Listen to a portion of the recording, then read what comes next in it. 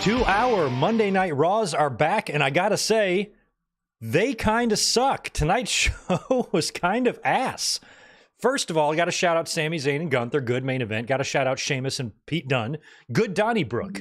But that Intercontinental Championship match was virtually nothing, and I thought that the 2-hour Monday Night Raws for the remainder of the year, WWE would maybe cut out a lot of its filler, but we still had a lot of filler.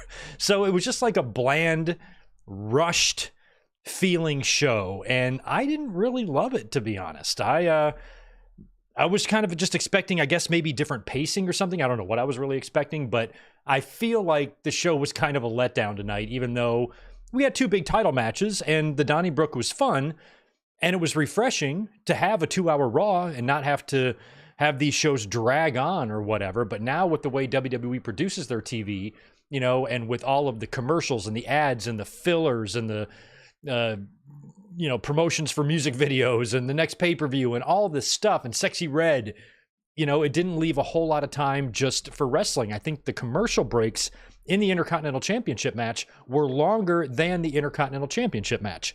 Let me prevent Tito from, hey, get out of here. Tito's behind the monitor messing with stuff, so just making sure he doesn't shut us down here. But overall, I kind of thought the show was a little bit on the boring side, just kind of a flat first hour. Was hoping they'd pick it up in the second. They did a little bit, but overall, you know, I wonder if WWE is maybe going to sort of phone in the remainder of these Raws until we get to the Netflix show, which apparently is on pace, or planned, I should say, to be a massive show with a lot of buzz around it. So if they have to finish out these last couple of months on the USA Network 2 hours, we might not get very great Raws between now and the beginning of the year, because we still have Monday Night Football going on. WWE has seen a steep decline in the ratings because of Monday Night Football. This happens every year, so it's nothing new. So, you know, if they're going to maybe just, you know, run the ball a little bit, you know, and not go for any large bombs or big passes throughout the rest of the year, I guess that's what they're probably going to do. And I don't want to say that tonight's show felt phoned in, considering we had two championship matches on the show, but we had some wild speculation taking place earlier on in the day. Speculation carried over from Bad Blood when Goldberg appeared in that segment with Gunther, and it got a lot of people wondering if maybe tonight on Raw, Sami Zayn could actually beat Gunther for the championship, allowing Gunther to then go to Crown Jewel to face Goldberg in a retirement match, and Sami Zayn will face Cody.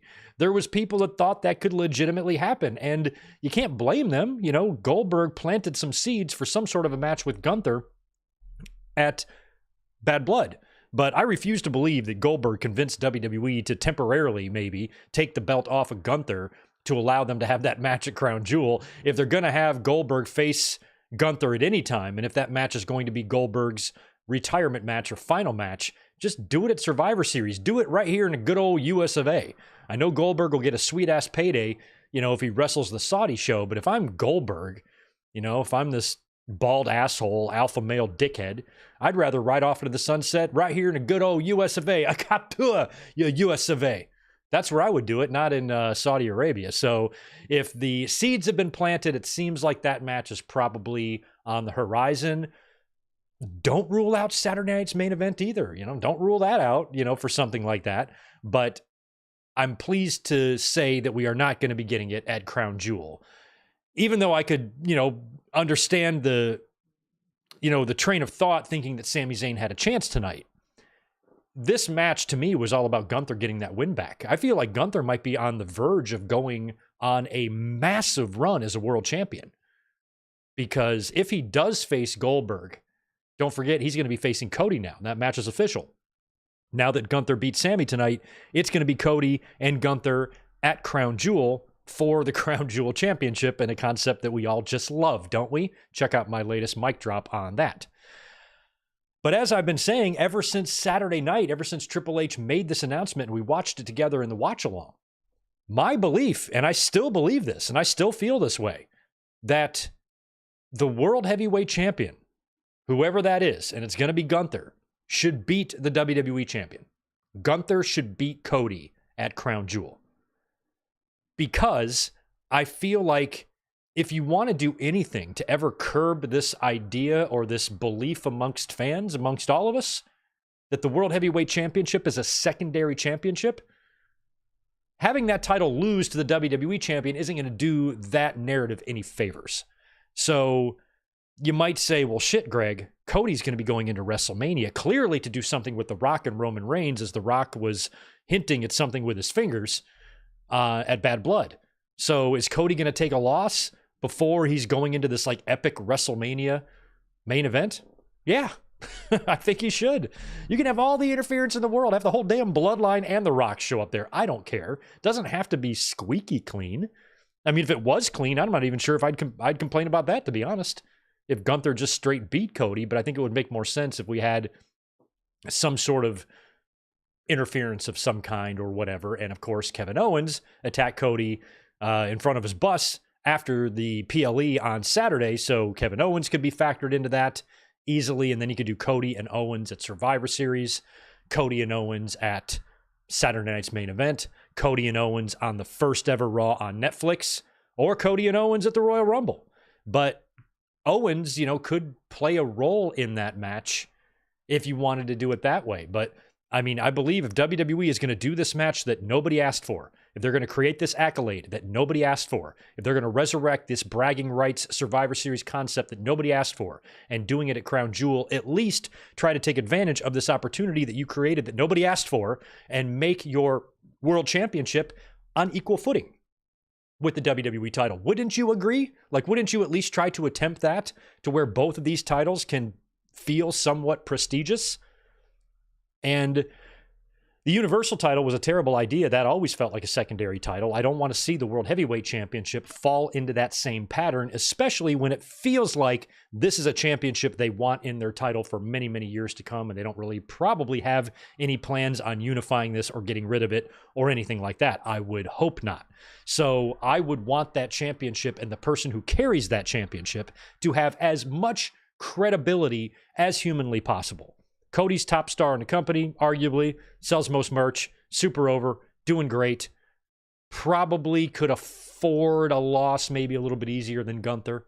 But this is WWE's own doing. They're forcing their own hand here. They're forcing themselves to pin two of their world champions on a pay-per-view once a year. So if that's what their plan is, one of these champions is going to have to lose. So if you disagree with this take, oh God, Greg, Gunther can't beat Cody. Well, what would you prefer? Cody beating Gunther? What would that do for Gunther? It would do nothing for Cody and do terrible things to Gunther.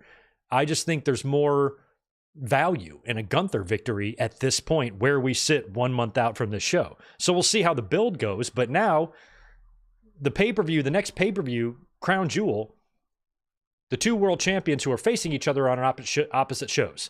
So you're going to get some Cody on Raw. You're going to get some Gunther on SmackDown, I would assume, because otherwise, how the F do you build this thing?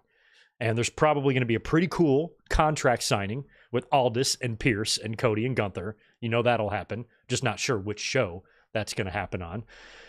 It's probably not going to happen next week because right now, as we speak, WWE is taping next week's Monday Night Raw. So I find it hilarious that the first ever 2-hour Raw is a 4-hour Raw, because they're on a UK tour next week and they are filming Raw tonight. So the spoilers will be out.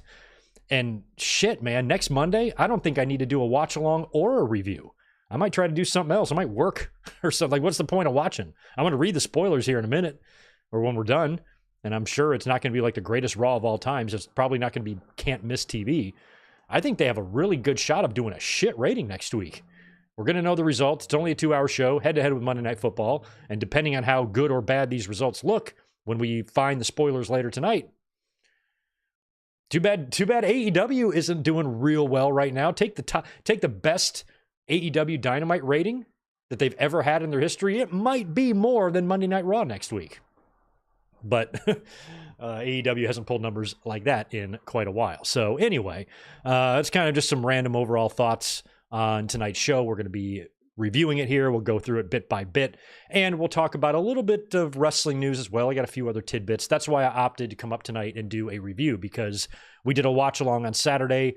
I didn't really do a Bad Blood review, but I did talk about it. I uploaded a mic drop on the Crown Jewel Championship. I talked about Goldberg and Gunther a little bit, and I think I put up a YouTube short. But I felt like if I was up here doing yet another watch along, we wouldn't have any chance to really lay down some podcast comments, because on Saturday, there's not going to be another Winged Eagle either, because it's Wrestle Dream. So we will be here live to watch Wrestle Dream together on Saturday, and I'm hoping that we see Shane McMahon on that show. We will see. But before we get too deep into things, I haven't done any shout outs yet. Let me just say hello to everybody. If you don't mind, if you're watching this right now, and there's a lot of other YouTubers doing Raw reviews, and you're choosing me, number one, I appreciate it. Number two, please hit that thumbs up button for me if you don't mind. If you're not a subscriber, hook us up with that. Memberships are also open. Super chats are open. I will answer every single one that comes through. And we will review Raw tonight. I got a couple of news tidbits to get into, like I said. And then other than that, that's going to be pretty much it for tonight's episode. Now, tomorrow, we got a special Dynamite. Dynamite airs on Tuesday tomorrow. I am currently not planned for work, so I will be home to watch Dynamite. I don't know if I'm going to come up and do a review, but I'll think about it. I'll think about it tomorrow, see what I got going on. At the very least, I'm going to owe you guys Wrestle Dream predictions. So maybe we'll come up tomorrow and do that. It just depends. I'll give it some thought. But you're going to see me this week before we get to Wrestle Dream, in addition to this here podcast. Also, thanks again to everyone who joined us last night for Bad Blood 2003. We got a chance to watch that show together. That was pretty good. And as of right now, there is no classic watch-along scheduled for Sunday. In order for me to secure my Saturday off for Wrestle Dream, I think I need to be at work on Sunday. So as of right now, there's no classic watch-along scheduled for Sunday. I apologize for that, but we'll have a party up in here on Saturday for Wrestle Dream. Just keep that in mind as we go through the week here. It's good to see all my friends like Tatanani, Joshua Aparicio, Nick Musser, Zach Palgett, Kevin William, Rodrigo, Victor Colon, Garrett Osborne, Denny Downbad, JR Falls, Aid, Jax Johnson, The Juliet, David Brown, Roddy K, Sonic Plays, Max Pokebra, Damian Drain, Mike's Games version 1, Yasmin, Epic Rye Guy, Yachiro, good to see you, Ricky Zalvadar. We've got Ken Maynard. What's up, Maynard? We got El Magnifico, Isaac Foxstar Killer, Shell Shock. Anybody else I might have missed? I have a huge problem with mentioning names twice, so I don't want to read too much there. But thank you, everyone, for being here tonight. And this is your WWE Raw review for October 7th, 2024. First 2-hour Raw in quite some time. First 2-hour Raw since like 2012 when they went 3 hours full time, or permanently, I should say. And we've almost forgotten what it's like to have a 2-hour Raw. And now Raw starts an hour earlier. Back in the day, Raw used to be 9 to 11 back in the Attitude Era. Now it starts at 8 Eastern, 5 Pacific. So, when the main event started tonight, when Sami and Gunther started, I looked at the clock and I'm like, man, back in the day, Raw would have started 30 minutes ago. And here we are already in the main event. So this was a very easy show to get through, and it went by relatively quickly because they rushed through a lot right away. And excuse me, the show opened up with the return of Sexy Red. So Sexy Red is back. I don't know anything about Sexy Red. I've seen her in NXT. All I know is Sexy Red could not be in my life at all, and I would be just fine. Wouldn't lose a wink of sleep if I never had to see or experience Sexy Red ever. But here she was to welcome us to the show, and I think she kind of took us to like the video recap of what took place at Bad Blood.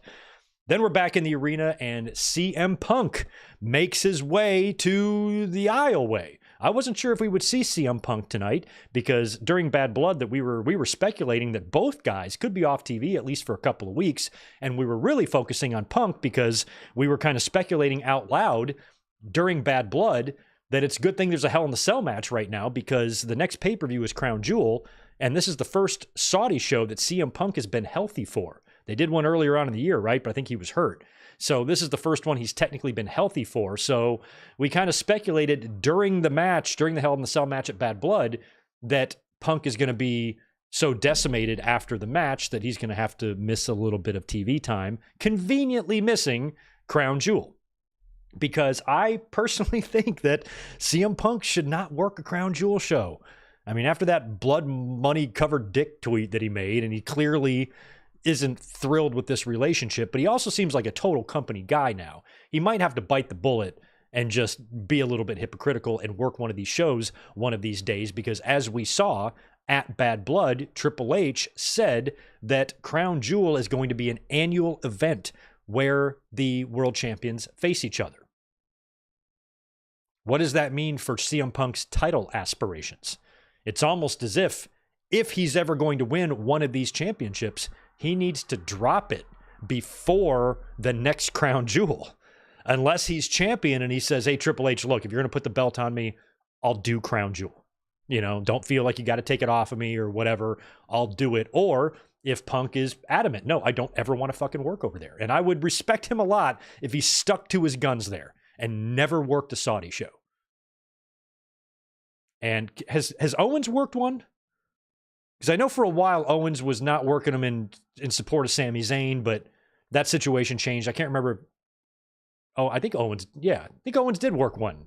Maybe with him and Sammy were tag champs or something. Anyway, I think it would be cool if Punk kind of like stuck to his guns there. So not too surprising what we would hear from CM Punk when he came out. So he opens the show, walks very slowly, very, very slowly, very gingerly. And I remember thinking to myself, like, man, if he's going to come all the way to the ring, this is going to be like an Undertaker WrestleMania entrance. It's going to take him forever. This is a 2-hour show, Jack, but he kind of stops in the entranceway there, doesn't go any further, clearly selling the injury. And he goes, you know, I'm really banged up. I really shouldn't be here, but I wanted to come out and talk to you guys. But if it's all right with you, I'm just going to talk to you sitting right here because I can't even make it to the ring. So he wants to thank three groups of people. He wants to thank the fans, talked about how they cheered his name when he was gone. And then when he returned to wrestling, they cheered for another 3 years until he came home. So that was kind of a little acknowledgement there of his time in AEW. And that he did, in fact, return to pro wrestling 3 years prior to coming back to WWE last year in Chicago at Survivor Series. Thanked the fans for standing by him. And also thanked his peers. I thought that was very nice. Thanked all the men and the women in the back, in front of the camera, behind the camera. And then went on to thank his critics and his haters. And he said that he turned that hate into cash. And he looked right at the camera and he goes, for all of you that always doubted me, keep doubting me. Just keep doubting me. Never misses a chance to rile up the audience. That's why I do love Punk a lot. Went on to still continue to peddle that lie that he hasn't seen AJ Lee in 5 weeks, which is horseshit. He's been claiming that he hasn't been around his wife in weeks because he doesn't want her to see him in this mentality. So he said, since he hasn't seen his wife in 5 weeks, he's going to head home because he has some flowers to buy. And he said he doesn't know what the future holds. He doesn't know what the future holds for CM Punk. He's got to analyze everything and take stock of everything and make a decision on his future. Basically saying goodbye for now. We all know why. Number one, he is selling the injuries from Hell in the Cell. And number two, he's not going to work the Saudi show. So I think he'll be back. I think there's a relatively decent chance of CM Punk versus Gunther at Survivor Series. Since Gunther finished off Sami tonight, no reason to do that again. He's going to face Cody at Crown Jewel. He's going to need an opponent for Survivor Series. So Punk has already thrown his name in the hat after the strap match. Came back, said, I want a shot at Gunther. That's when Drew showed up and they set up the Hell in the Cell. So I was speculating that Punk wouldn't have gone out of his way to say that if he wasn't going to face Gunther at some point down the line. So it might be Gunther and Punk at Survivor Series. It might be Gunther and Goldberg at Survivor Series. But let's say, just for argument's sake, that Gunther, he beats Sami tonight. Let's say he goes into Crown Jewel and does what I believe he should do. Doesn't have to be clean, but I believe he should beat Cody. Then let's say he goes into Survivor Series and beats CM Punk. Then let's say he goes into Saturday Night's Main Event, beats Goldberg. Think of the run this fucker will be on.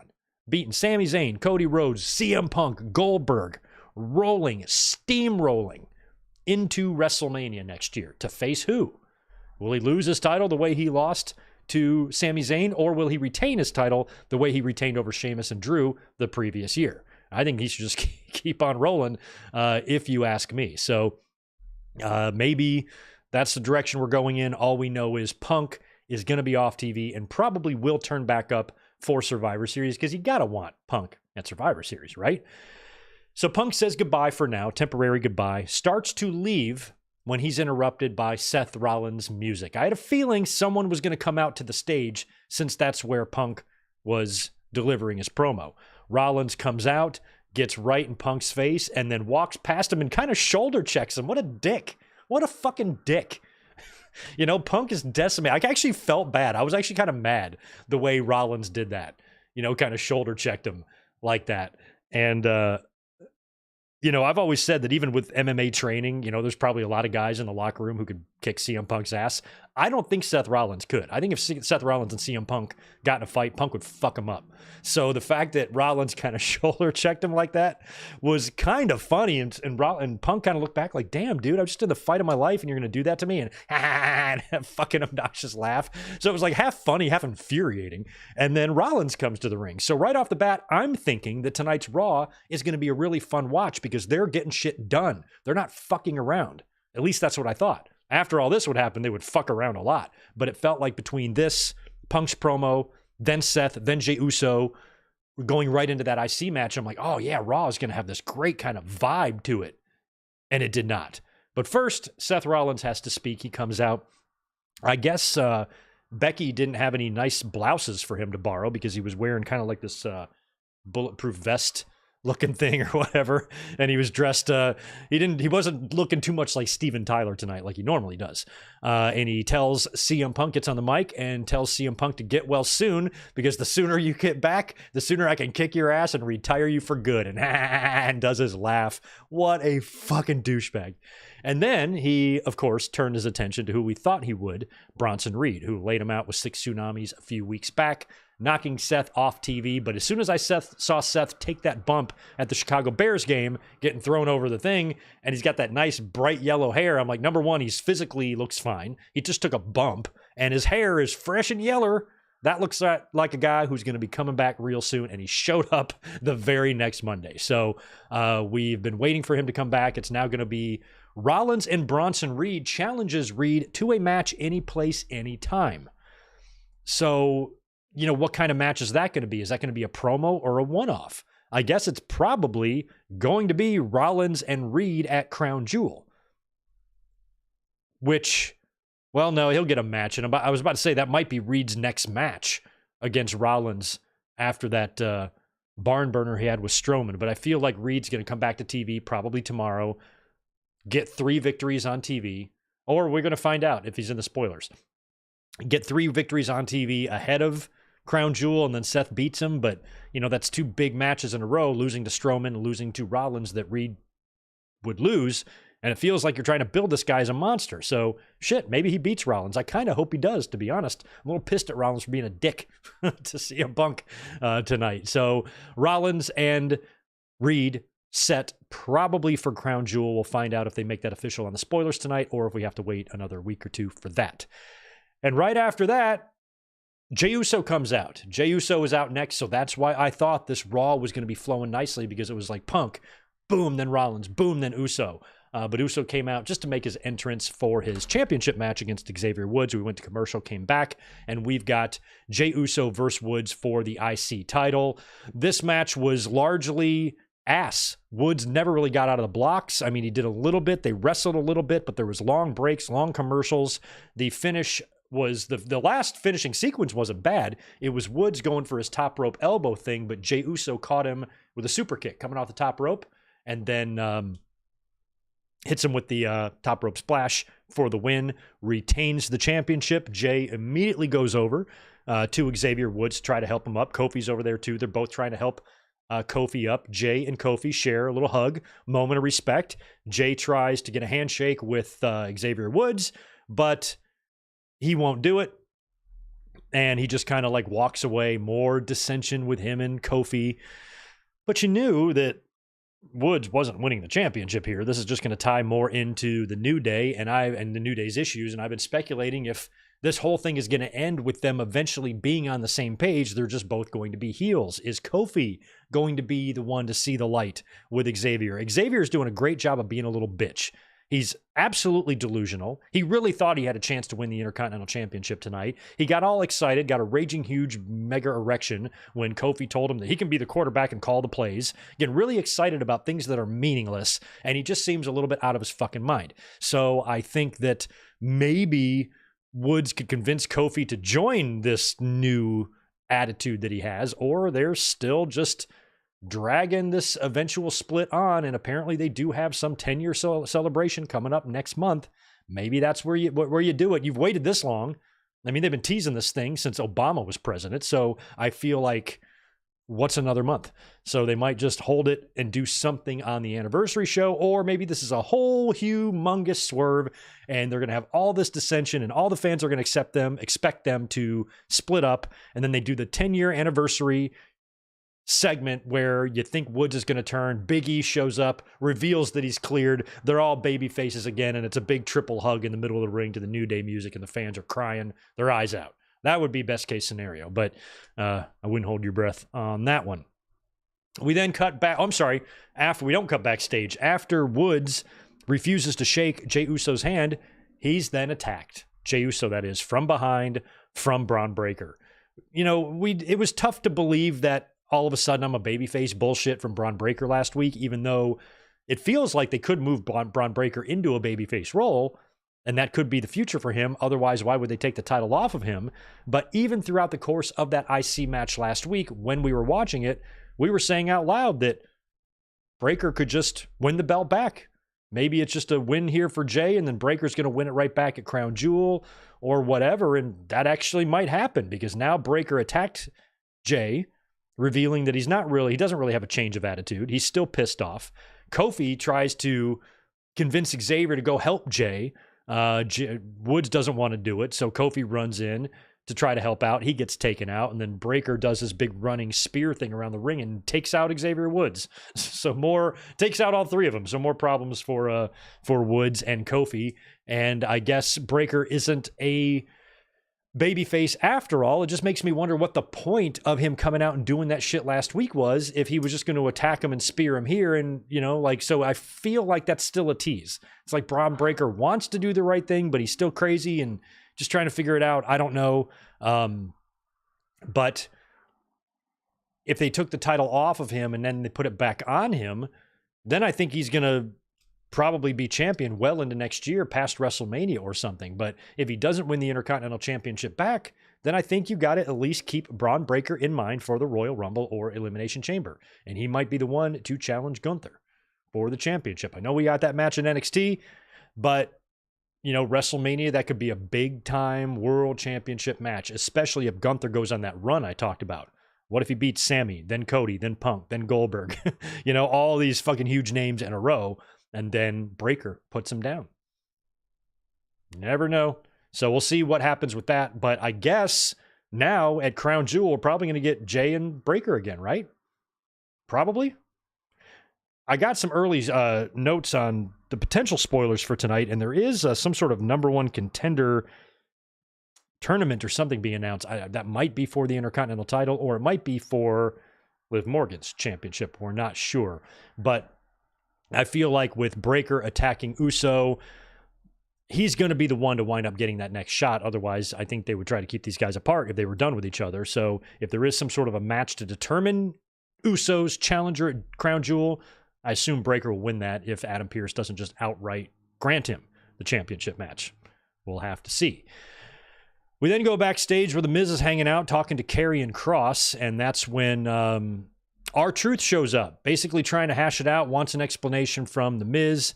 I've been trying to text you all week. Doesn't even seem that mad that The Miz turned on him. It was one of the weakest turns I've ever seen. Even in the match, when it happened, it was just kind of like, just felt very, very, very flat. Kross is in Miz's ear, telling Miz, don't take this shit from him. This is the problem. And then R-Truth is like, I want to go Adam Pearce, go try to make a match. And Miz is like, that's the problem with you. You always try to go make matches. Here's a match. How about you and I in the ring next week? Which those two guys might be in the ring right now as we speak during that taping. So Miz and R-Truth next week. Then it was time for the Donnie Brook match. It felt like a shit ton of time. This is why Raw felt so weird. It felt like a ton of time between that opening match and when we got to the Donnie Brook. It felt like 45 minutes had passed. We had the backstage stuff. We had, more advertisements for Crown Jewel, a recap of what Triple H said, touting some social media stuff, just a bunch of bullshit, like always, until we finally got to the Donnie Brook. And it was great. It was a lot of fun. They had whiskey barrels out there. They had one of those like little bars you can buy for your home. with a bunch of crap on it and shillelagh, of course. So it was just a brawl. They beat the absolute hell out of each other. And they kind of had the whiskey barrels kind of stacked up to where you could climb on them and stand on them. And Priest was up there. Sheamus was up there. The Terror Twins weren't even visible on the show tonight, by the way. Sheamus is up there on the whiskey barrels with Pete Dunne, and he's doing the forearm things to him. And earlier on, they had set up a couple of tables down on the floor right below. So it's 2 or 3 whiskey barrels high, and they're up there. And Sheamus picks up Pete Dunne, and he white noises him through the tables onto the floor. It was rough. But that didn't do Pete Dunne in, because after the white noise, he throws him in the ring, hits him with a razor's edge, and Pete Dunne kicks out of that. And then Dunne is able to recover, gets some zip ties, basically handcuffs Sheamus's hands behind his back, and nails him with a sweet-ass knee strike, which you thought would be the finish, but it wasn't. Sheamus kicks out. Then, out of desperation, Pete Dunne picks up the cricket bat, goes to hit Sheamus. He blocks it with a kick, knocking the bat out of his hand. And then when Dunne turns around, he eats a bro kicked by a armless Sheamus. Armless Sheamus. It's armless Sheamus falls face first right on top of Pete Dunne, 1, 2, 3, and wins the match with his hands tied behind his back. So it was fun. This is awesome chance. It was definitely brutal. Sheamus is so good. I remember going to bat for him right off the bat, man. Fans did not like him back in 2010, and I remember saying that, hey, give him a chance. I like Sheamus. I like him a lot. He did great. We then cut backstage to Kathy Kelly, who was joined by Cody Rhodes. Cody Rhodes is there, and a lot of fans were like complaining about this on Twitter. Why is Cody on Raw? He's on SmackDown. Who's Cody's opponent at the next pay-per-view? It's going to be the winner of that main event. So he's going to have to be, just for building that. It's not like he's just there for no reason. Then I might agree with you. You know, if they were just bringing Cody out for no reason at all, I'm like, why the hell is Cody here? I would understand that. But they didn't bring him out for no reason at all. Cody is selling the importance of this stupid Crown Jewel Championship. And he told Kathy Kelly that he is there to see what it takes to be the Crown Jewel Champion, basically scouting the match. That's why he's there. There's a storyline reason for him to be there. Now, I'm not very happy about the Crown Jewel Championship concept at all, but you can't sit here and question and say it doesn't make any sense why Cody is on Raw. It makes a ton of sense. So, not a big deal. We're going to see Gunther on SmackDown. Everybody should chill. So then Cody walks off, runs into Sami Zayn. He wishes him luck. They share a little handshake there. And that was a match a lot of fans thought we might actually see at Crown Jewel. We then cut to the parking garage. Jackie Redmond, shout out to Jackie, Jesus Lord. She's there, and an SUV pulls up with Raquel Rodriguez driving, and Liv Morgan and Dom hop out of the back seat. So Raquel is there with them. Jackie tries to get a word in, and Liv even balked at the question of whether or not Raquel is a member of the Judgment Day. And then after they hop out, they say about 3 words. Jackie asks if Raquel is a member of the Judgment Day, and they just brush her off. Then they hop back in the car and drive away. Bitch didn't even clock in. How long did they work? 90 seconds? That's nice. That's really nice. Liv did all that makeup for 90 seconds in the parking garage, and then they drove off. It's the funniest fucking thing I've ever seen. So we didn't even see Rhea Ripley or Damian Priest on the show tonight, or Balor, or the rest of Judgment Day. There was really no time for that on a 2-hour Raw, and Liv and Dom just rolled in and rolled out. Now, we knew something was off in the match between Morgan and Ripley at the pay-per-view. We were watching it because Raquel did that weird thing at the end where she threw Liv Morgan on top of Ripley. And we were watching, I'm like, who's confused here? Is Raquel confused, or is the referee confused? Like, something's off. And apparently what was supposed to happen is that Raquel was supposed to attack Ripley with the referee's back turned, but he kind of saw it. So in order to not shatter the referee's credibility, he had to call it like a shoot, and called for the bell and a disqualification because all of that was happening in front of his face. But then Raquel kept going through the plan in the ring, putting Liv on top of Rhea, but you could tell she knew. She was like, fuck, or whatever. So something went awry there. Some people think it was the ref's fault. Some people think it was Raquel's fault. When I go back and look at the tape, looks like a Raquel thing to me, but it always sucks when something like that happens. It's unfortunate that it kind of kind of screwed the finish up of the match. But hey, at least Ripley didn't have to get pinned there in that scenario. And it was just kind of like a DQ, but it would have been nice if that would have gone as planned. So with Raquel there now, we'll see how that dynamic is. I think she would be great in the Judgment Day, but I also feel like if that happens, it's going to almost happen instantly, where there's going to be some sort of problems or dissension, especially with Liv and Raquel. There's a backstage interview after the match. And by the way, shout out to Dominic. When he fell out of that cage and was hanging upside down at Bad Blood, that scared the shit out of me. Like, I thought he was falling to his death. I didn't realize that the whole time he was sitting up there being afraid of heights, that he was just rigging up his foot, to have the chain so he could hang upside down. That scared me briefly for a minute. But after Bad Blood, or after the match, there's like a backstage interview with them. And Dominic is kind of between Morgan and Rodriguez, and he's got his hands on both of their shoulders, and Liv kind of pushes his hand off. So is she mad at him because of he didn't help out enough in her match with Ripley, or did she not like his hand on Rodriguez's shoulder? Raquel and Dom, that would be a couple, huh? So I don't know if that even means anything, or if that's just a subtle tease that those are going to be some of the stories we're going to see if Raquel joins the Judgment Day. And I kind of hope she does, because if the Judgment Day moves into a feud with the Wyatt Six, and the Wyatt Six adds Alexa Bliss to the crew, then you got Alexa and Nikki over there, Morgan and Rodriguez in Judgment Day. That could be fun. So, excuse me.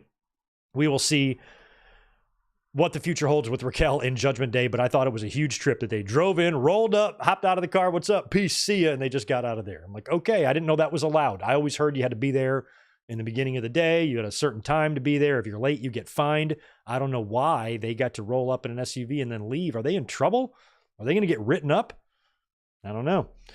We'll see. We then cut backstage to, excuse me, Adam Pearce, for some reason, with the NXT general manager, Ava Raine. And then Ethan Page shows up for some reason. He's talking about how CM Punk was a referee in his match, and I don't know, he wants retribution for that or something like that. And then Sexy Red shows up, and then as soon as she showed up with that stupid fucking hat, I tuned out. Don't even know what she said. Then we come to a match that was completely and utterly meaningless. This is a 10-woman tag. It was a bitch to write all this down. So it's Zelina, Katana, the other one, Lyra, and Natalya versus the Pure Fusion Collective, Alba Fire, and Isla Dawn. All of the baby faces came out with natty, so no individual entrances for them. And I was barely paying attention to the match. I could not get over just how unbelievably short Zelina Vega and Katana Chance are. Like at amusement parks, there's like height requirements. You can't ride unless you're this tall. Shouldn't wrestling have the same? I don't know. They're so small. Like this is the top rope. They're grabbing the top rope. Like just barely, their eyes are just like barely over the top rope. They look like tiny little kids out there. It's the funniest looking thing to me. When I was seeing them on the outside of the ring, I'm like, they're so fucking short. But it ain't their fault. Not everybody can be 6 feet of heat, like good mic work.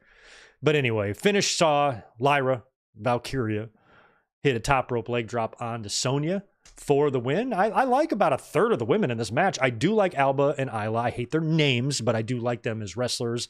I've grown largely fond of Natalya over the past year. Lyra, I was not giving enough credit to. I like her a lot too. But the rest of them don't really do much for me, to be honest. And that was that. Babyfaces got the win in that one. Then it's time for the main event. Gunther defending his World Heavyweight Championship against Sami Zayn. Zayn has been pushing for this match for weeks on TV. We just assumed it was going to be Crown Jewel or Survivor Series. Nope. On Raw, right off the bat. Another thing a lot of us assumed prior to Bad Blood. My prediction before Bad Blood, before Triple H made the Crown Jewel Championship announcement, was that this match tonight clearly is going to have to be ran back at the pay-per-view. Something's going to happen. It's going to be a wonk finish. Somebody's going to interfere. Just something's going to happen. And they're going to have to redo it at Crown Jewel, because otherwise, why do this match on Raw? We found out why at Bad Blood, when Triple H announced that the two world champions would face each other at Crown Jewel, which means Gunther can't face Sami at Crown Jewel. So we're getting it on Raw, and that meant we might actually get a finish, and we did. I thought this match was good. I don't know. I wouldn't even be able to compare it to the WrestleMania match, but I feel like the WrestleMania match was a little better. But this one wasn't bad.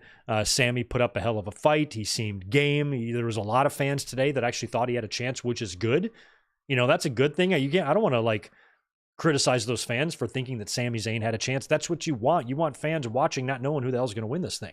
I thought it was a long shot that he was going to win, but based on what we saw with Goldberg at the pay-per-view, I could understand that seed of doubt being in some fans' minds. So whenever you're watching a match where you just don't automatically know who's going to win, that's best. Now, if that Goldberg stuff wouldn't have happened at Bad Blood, then 100% everybody, I would assume, would probably think that Gunther is going to win this, but that did plant enough doubts to where fans were fantasy booking themselves Sami Zayn and Cody at Crown Jewel for the thing. So I'm glad that it was still up in the air for a lot of fans, in my opinion. But the match was good, hard-hitting, fun. Sami gets Gunther in the corner, goes for the huluva kick, nails it all the way down Gunther's throat, goes for a second huluva kick because that guy ain't going down with just one, comes in, Gunther counters with a lariat, twists Sami Zayn completely inside out, so good, and then picked him up before his patented powerbomb, boom, folds him up, 1-2, kick out by Sami Zayn, that was great. They recover, Gunther gets Sami Zayn in powerbomb position again, hits him with another one of his powerbombs, and Sami kicks out at 1. I love kickouts at 1. As long as they don't become a thing that you see 9 times on every show, they are great. I love kickouts at 1. They're one of my favorite things to do in a match. Eventually, though, since Gunther could not keep Sami Zayn down via pinfall, he locked in a brutal sleeper and just choked Sami Zayn right out. Sami passes out in the sleeper, and Gunther wins the match and retains the World Heavyweight Championship, getting that monkey now off his back because at some point he was going to need to get that win back against Sami Zayn. So he put down Sami here. That was the right call, and I knew Cody was going to come out. He was at the show. He was there. They interviewed him backstage. So especially when Gunther is leaving and he kind of turns his attention back to the ring and he's got his back to the entrance, I'm like, here comes Cody. And the minute that thought came in my head, out came Cody. We get the stare down, Cody, Gunther at Crown Jewel. And that's going to be our match. And like I said in the beginning of the episode here, I think that Gunther needs to win that. It needs to be a Gunther victory there because that would help boost the importance of that championship and show you that, these titles should technically be viewed as equal in the fans' minds, even though I think it's going to take even more than Gunther beating Cody for the fans really to believe that. But when you look back at the 2 championships like back in the day, 20 years ago, it blows my mind still to this day to think about this, that the big gold belt was the main event of WrestleMania 20. The biggest WrestleMania, where it all began. Madison Square Garden, the house that McMahon built. And it's Crockett's title? That's just crazy to me. It's fucking crazy to me that's what they did. So Kurt Angle and Eddie had the WWE title. They had the Hogan and Brett and Shawn belt and Savage belt. That's that one. But this one is the main event, and it was only created 2 years, a year and a half earlier. A year and a half earlier, that big gold came into existence, when it was pretty much given to Triple H, like after SummerSlam 02. By the time we get to spring of 04, it's the main event of the 20th WrestleMania right there on your dining room table, Madison Square Garden. That just blows my mind.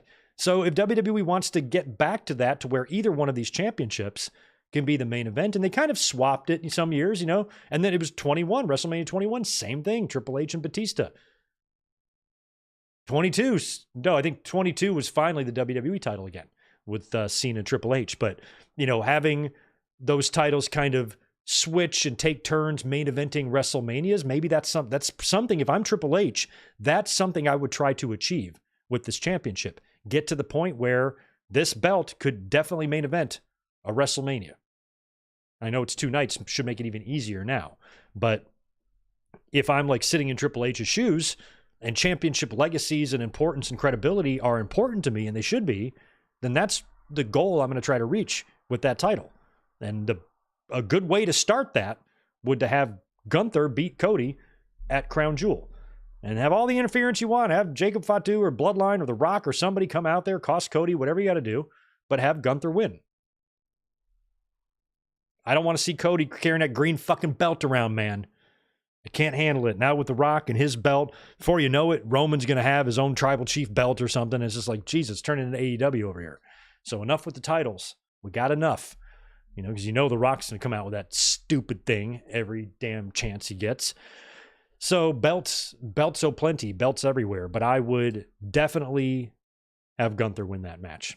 So we probably have Gunther, Cody, obviously. Probably going to get Rollins and Reed. Going to get Breaker and Jay. So on the Raw side of things, that's probably 3 matches there for Crown Jewel. Over on SmackDown, I don't know if it's going to be like Roman and Solo for the Ula Fala. Is that what they do?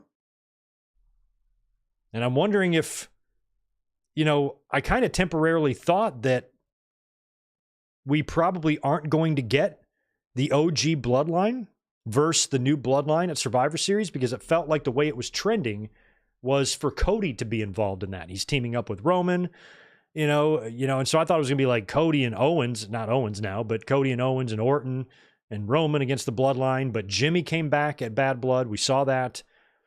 Jey Uso could very well drop the Intercontinental Championship to Braun Breaker if they have another match.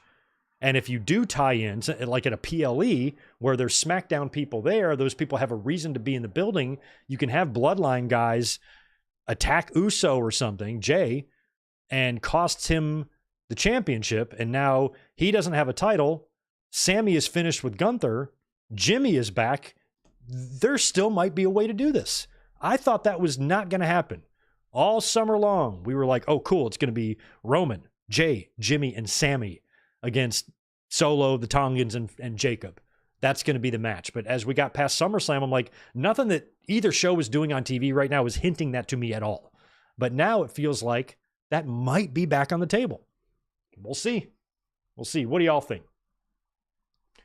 Oh, yeah, I'm glad you brought that up, Denny Downbad. Yeah, we finna get done in by a hurricane named Milton. Milton. Well, you got to give Milton back his stapler. He might not tear your state up. I am terrified for Florida. It's crazy how living out here on the West Coast makes me not really pay attention to weather, because our weather never changes. But when I lived on the East Coast, I was always like dialed into it. So I'm kind of like, I don't realize these hurricanes are hitting unless I just happen to see it, on social media or something.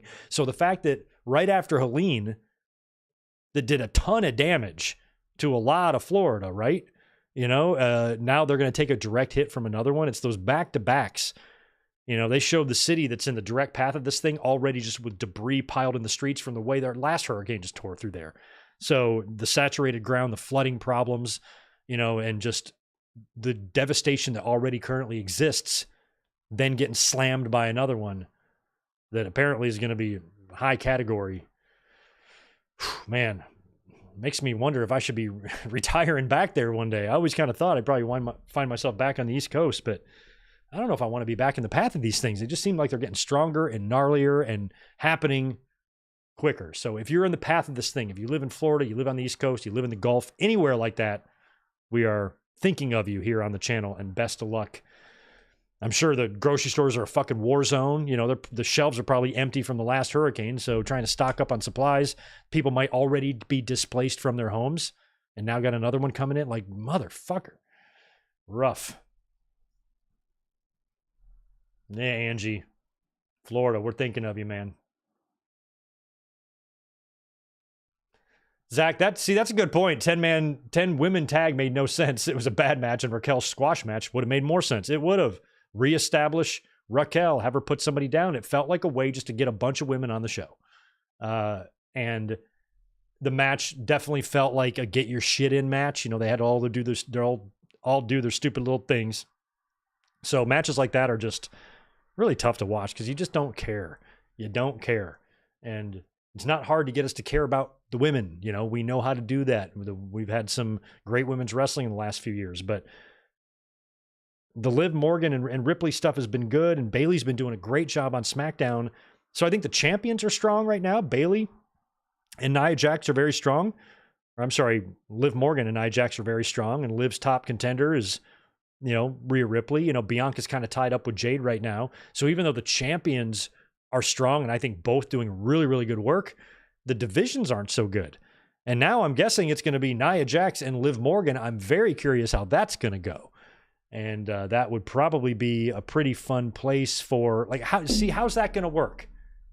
Now that I think about this out loud, does WWE realize, well, I guess they can avoid this by just not doing a cash in, but if Tiffany cashes in, like, okay, hypothetically, here's what I'm talking about. I kind of brought up an example of this one on Saturday when we heard about this new concept. Let's say it's Nia Jax versus Liv Morgan. Nia Jax wins, beats Liv Morgan, holds the big Crown Jewel Championship up. She's then attacked from behind by Tiffany Stratton. Tiffany cashes in her briefcase and wins the championship. Who's the Crown Jewel champion? Still Nia, right? But now she's lost her championship. The championship that helped her earn the championship that she got. This is how you can fall into a black hole of stupid. You have to be careful because this can be really confusing, mind twisting. I don't know how any of that's going to work, but I feel like Tiffany and Liv Morgan might be an interesting dynamic too. It might be fun to see them share screen time. So if you cashed in at Crown Jewel with Tiffany, that's fine, but I think it really runs the risk of overcomplicating your concept that most fans already find painfully stupid. So I don't know how that would work. What do y'all think? What do you think?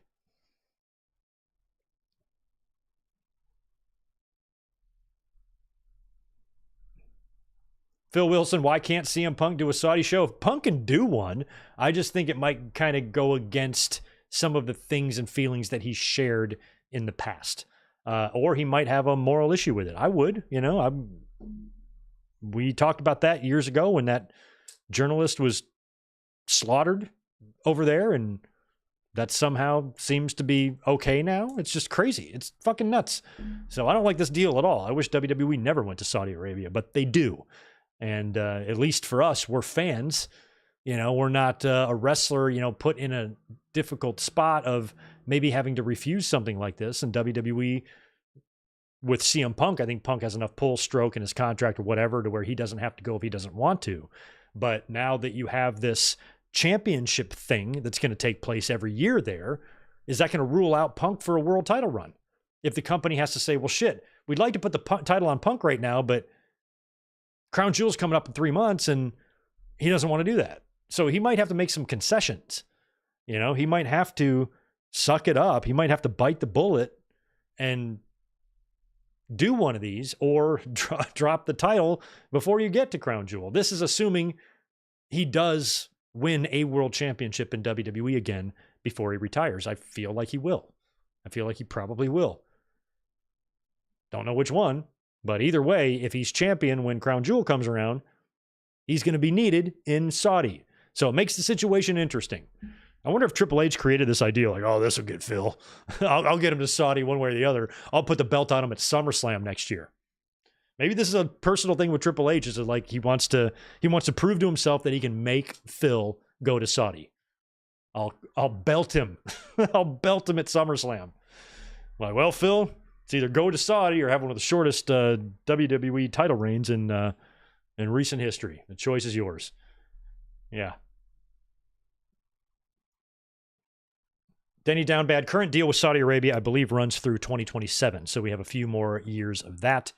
And if they're going to make this, an annual thing, I feel like WWE might be extending that deal, even though the deal is up in 2027. I don't feel like WWE would create this concept if they thought it would be dead in three shows. So I bet you the Saudi Arabia relationship is never going to be out of our lives. It is here to stay. The next deal is probably going to be a 20-year deal. I think that money talks, baby. That's what it's all about.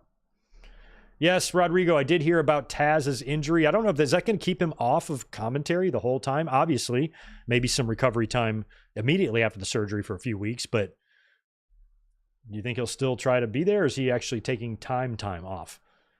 We will see.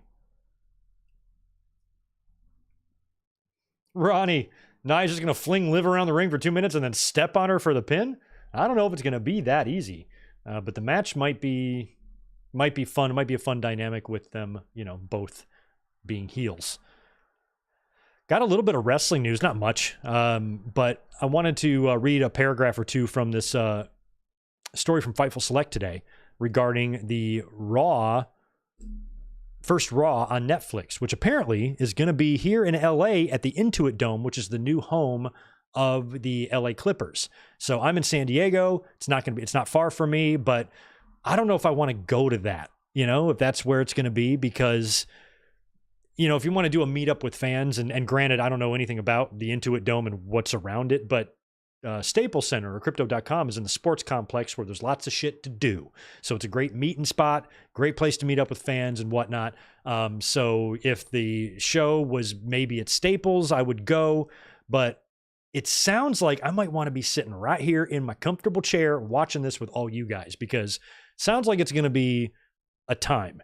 The report from Fightful Select says, and I quote, "The show is likely to be one of the biggest episodes of Raw in history from the standpoint of buzz." They cited that Netflix could end up being one of the biggest deals in the history of the company. The way that sources within the WWE described to Fightful was that it was being talked about early on as being of the quality of a PLE. WWE views the move to Netflix as their next leap in popularity. While we haven't been told of specific plans, WWE sources had indicated to expect a major show. It was said to expect talent from SmackDown booked for the show as well, though that hasn't been factored in yet.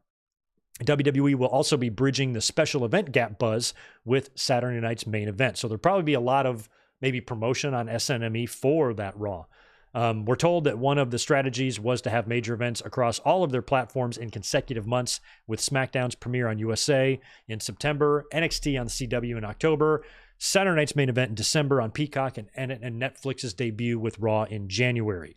WrestleVotes Radio had reported that Los Angeles and the Intuit Dome was the likely location for the show. It was confirmed to us this week. That is the plan. So it sounds like the show will be in LA. As of right now, I'm going to plan to not go to that because I really want to be here and just absorb that. But we'll see. Maybe I'll be there. We'll find out.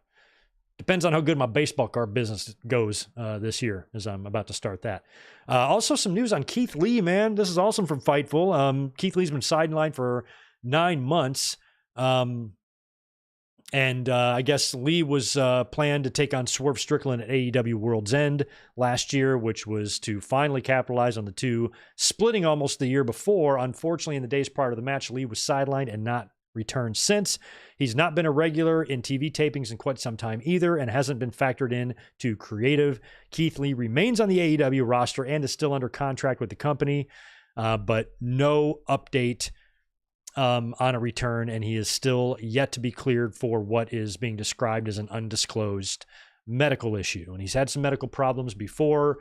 I hope everything's all right with Keith Lee. It sounds like I don't want to say he's running out of time. It's just, you're a big guy, and, smaller guys, I think, can wrestle into old age longer, than maybe a bigger guy. Plus, he seems to have a lot of health problems, and he's just a delightful human being. And I love Michin. She's been doing great work. That dumpster match on Friday night was unbelievably good. Shout out to Chelsea Green. But Lee has been one of the sadder stories, because when he was in NXT, when he was that double champion in NXT, I thought he would be where Gunther is now. Didn't we all? I thought he was going to be the next thing, and I feel like where we see Gunther is where my brain thought we would be seeing Keith Lee by this point. But boy, did that go awry. Thanks a lot, Vince McMahon. I put a lot of that shit on your fucking shoulders too. AEW, by the way, has got some big new signings coming to the company. The entire Hurt business is heading over there. We saw MVP show up a couple weeks ago. Shelton Benjamin appeared this past week on Dynamite. And word is that Bobby Lashley has, in fact, signed with AEW. So he will be debuting either tomorrow night or maybe at World's End. At some point, there's going to be a confrontation there with Swerve and Nana and Shelton Benjamin. And that's probably going to go down at some point. So Lashley coming into AEW. I'm excited to see the faction over there. I guess they're going to be called the Hurt Syndicate. So we will see what the Hurt Syndicate does in AEW and Wrestle Dream this coming Saturday. What I'm most looking forward to is just the main event. It's Moxley, it's Danielson. I feel in my heart of hearts that Shane McMahon is coming in. I know a lot of fans don't want to see it. I know a lot of fans have a lot of opinions about it. But regardless of your opinion, what your opinions are, I feel like he's coming in.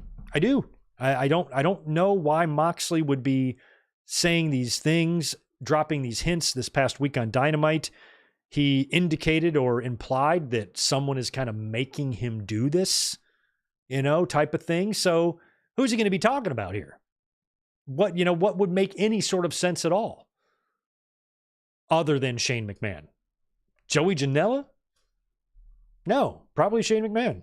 So I don't know if that means we're going to see him at Wrestle Dream and they're going to take out Danielson and he's going to lose the championship. And that's the end of Danielson, and his final match as a full-time performer is tied into a Shane McMahon storyline.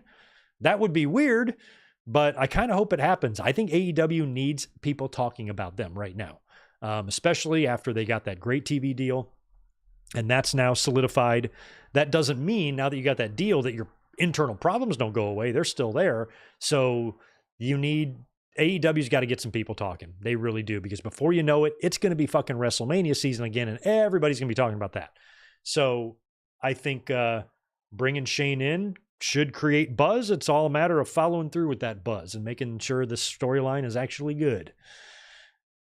And I feel like he's coming in. I do. I feel like Shane McMahon is coming to AEW, but we will have to see what happens there. Do you guys want to see that? I know you don't, but I do. I just do.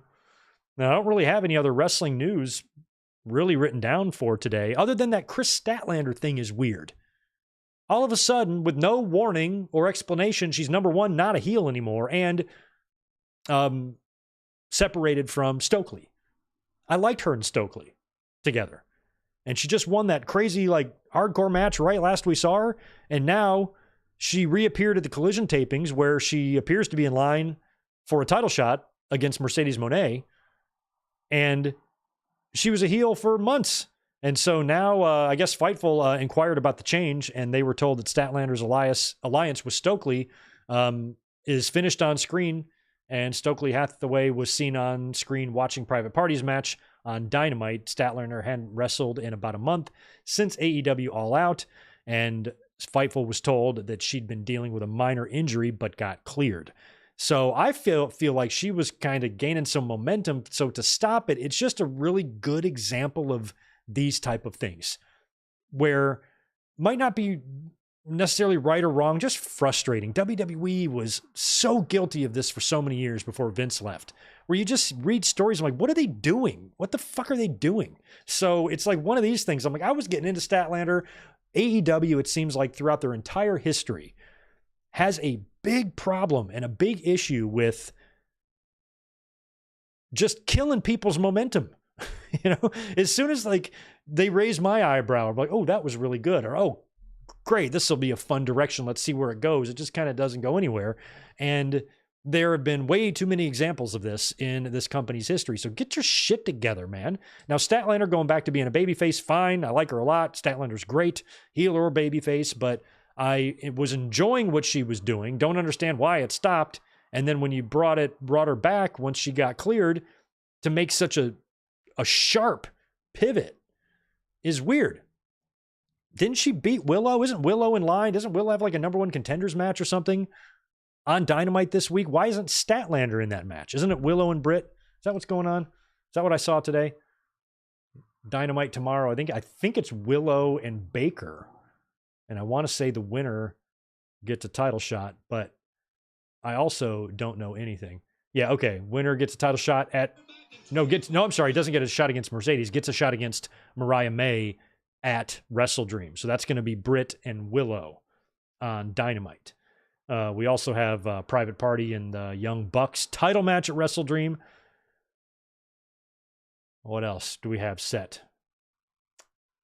Emi Sakura, Mercedes for Dynamite tomorrow. Britt and Willow. We've got Danielson and Yuta. against Claudio and Pac. So Claudio, Pac, and Yuta are trios champions, but Yuta, 1/3 of the trios champions, is going to team up with Danielson to face his own teammates. I'm lost. No kidding. We have this. It's going to be Darby Allin versus Brody King at Wrestle Dream. Darby's Open Challenge. That's crazy.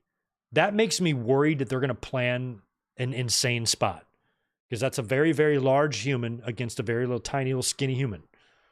That's going to result in bad, broken bones for one of those guys, not named Brody. Yikes. I think that's all I see for the moment.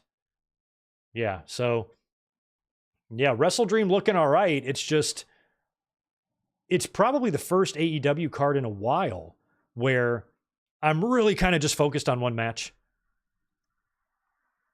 So, yeah, I hope that's good. They need Shane.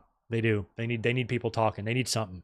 WWE's just, even when WWE is like pizza and sex right now, even when they're bad, they're still pretty good. Tonight's Raw was a pretty weak show, but for its problems, we still had an awesome Donnie Brook with a good world championship with a definitive winner in the main event.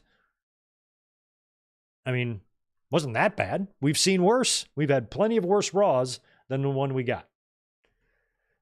Speaking of Raw, is there any, I'm not going to read them to you. I would never do that to you guys, but I am going to see if there's any info on the spoilers yet.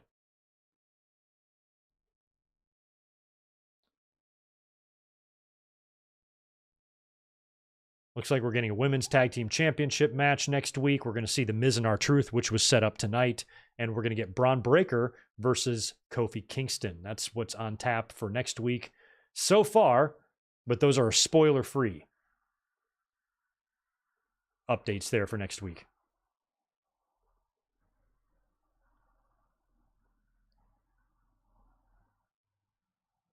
No, I did not, Fox. Did I hear the comments Dominic made about The Rock? No, but I'd love to hear them. So he basically said that The Mummy Returns was the only good thing Rock ever did.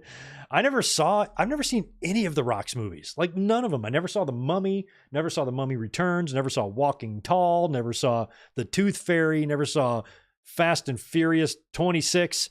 Never saw any movie he'd ever done. Even the one, I guess I saw the one where him and Samuel L. Jackson die in the beginning. I saw that. I forgot that was called. I saw that one. But man, like, I've never even really seen Rock movies where he's been the star, and he's made like a shitload of movies. Never saw Jumanji or Moana or none of that. Nothing. Never saw nothing. So I don't even know Rock as an action star very much. So Dominic might be right about that. I think the best thing that The Rock ever did was covering Eric Clapton on the Rock concert with Vicky Guerrero. You dress like a hooker, not the expensive kind. What a line. What a line. That's the best thing The Rock has ever done. Picks for the Hall of Fame, 2025, excuse me. Victoria, Ken Shamrock, Luger, Cornette, Hardys.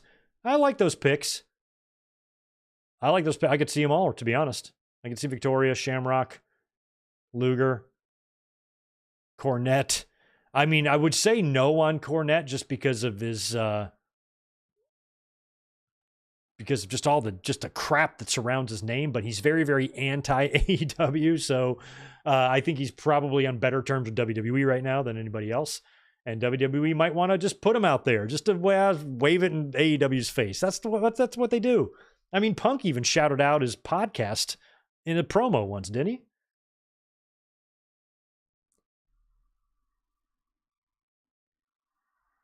I don't know who would be the headliner in that scenario. I would probably say the Hardys. In that scenario, I think the Hardys would headline. Probably not Luger. Physically, I think Luger's in a wheelchair. Shamrock could headline, but I think the Hardys did more. Shamrock had a 2-year run, man. The Hardys have been around. So in that scenario, I would do the Hardys, but I'm still waiting on some other ones. Did we get Bam Bam? I don't think we got Bam Bam. Bam Bam, Rick Martel.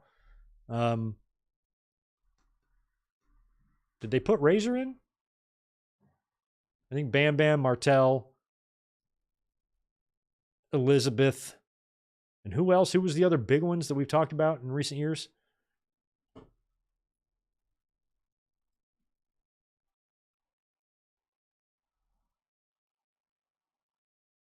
Oh, Batista. Yeah, we still need to get Batista in. Vince Russo being in the front row of the Cornette speech. I do not think WWE would ever invite Vince Russo to be a part of anything that they're doing at all. Nobody wants anything to do with him. He's loud and stupid and loud. Everybody look at me. I'm like, dude, you had 14 months of success and 28 years of shit. So F off. Sid Vicious, yes. Bray Wyatt, yes. Obviously, kind of forgot about Bray Wyatt. At some point, he's going to go in. You do have the Wyatt 6. You have Bo Dallas there, right now on TV doing stuff. So he could be a part. Oh, yeah, that's right. Razor was there because he did the induction. He did a speech. Yeah, I think Sid would be a good one. Sid, Bray Wyatt, and Batista. We got to get Batista in at some point. So anyway, well, I think that's going to be it for me tonight, guys. Thank you so much for being here. Keep a lookout on the channel, though, because you might see me tomorrow. I'm not sure. I got to kind of figure out what my plans are for the next 24 hours, but I think I'm going to be home tomorrow, and Dynamite is on tomorrow instead of Wednesday. I don't think I'd come up and do a Dynamite review. Nobody would watch it. Last time I did a Dynamite review, Jesus, the audience was a little bit alarming. So don't think I'm going to bother with that, but you might get some sort of content tomorrow. So just stay tuned. You never know. Maybe we'll do a watch along for it. Might be fun. Haven't done one of those in a while. Tuesday, Dynamite watch along. I guess is it going to go head to head with NXT? It probably is. God, they're going to get smoked. Oh my God, they're going to get smoked. NXT pulled in like 1 million almost for their debut show. Now that's going to drop, but Dynamite and NXT head to head. Maybe we'll do a split screen. Yeah, we might do that. Tuesday Night Wars. Yeah, I'm into that. Watch along. Double watch along. Yeah, maybe. I'll figure it out. Anyway, thanks for being here, guys. I appreciate it. Have a great rest of your Monday night, and you might see me tomorrow. If not, you'll get me this week for Wrestle Dream predictions, and we will be here on Saturday to watch Wrestle Dream together. So make sure you stay tuned. Have a good rest of your night, and I'll be talking to you soon. Peace.